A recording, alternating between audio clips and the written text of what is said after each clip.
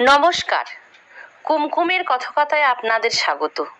আমি কুমকুম স্বরচিত অনুগল্প শোনাব। গল্পের নাম শ্রমের মূল্য।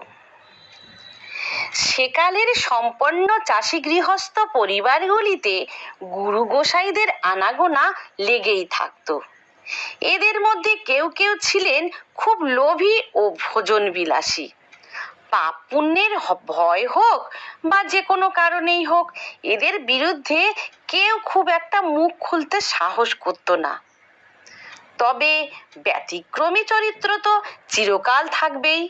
সেই রকম একটা ঘটনার কথা বলি। পথের ধারে সাতপুকুরিয়া গ্রামের সচ্ছল চাষি গৃহস্থ নস্করদের বাড়ি। গৃহকর্তা নিশিকান্ত নস্কর বার্ধক্যজনিত কারণে তেমন আর চলাফেরা করতে পারেন না। ছেলেপুলেদের উপরে সংসারের সমস্ত ভার তুলে দিয়েও বাড়ির বৈঠকখানা দরজা ঘরে শুয়ে বসে থেকে সংসারের সমস্ত খুঁটিনাটি ব্যাপারে খোঁজ খবর রাখতেন। নস্কর বাড়ির ভিতরে যাবার মূল প্রবেশপথটি ছিল ওই দরজা ঘরের পাশেই। যখনই কোনো ভেগধারী সাধু বৈষ্ণব বাড়ির মধ্যে প্রবেশ করার চেষ্টা করত, তখনই বৃদ্ধ এসো বাবা এসো বলে তাকে কাছে ডেকে নিতেন।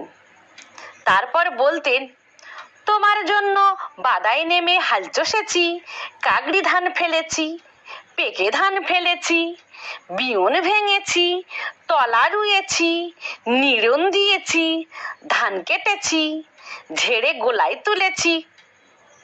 এ কথা বলেই মাত্র লাঠি উঁচিয়ে দাঁত খিচিয়ে, সেই ধান তোদের এমনি এমনি কেন দেবো রে বলে তাড়া করতেন। আমার লেখা গল্প ভালো লাগলে চ্যানেলটি লাইক করবেন, কমেন্ট করবেন, সাবস্ক্রাইব করবেন। ধন্যবাদ।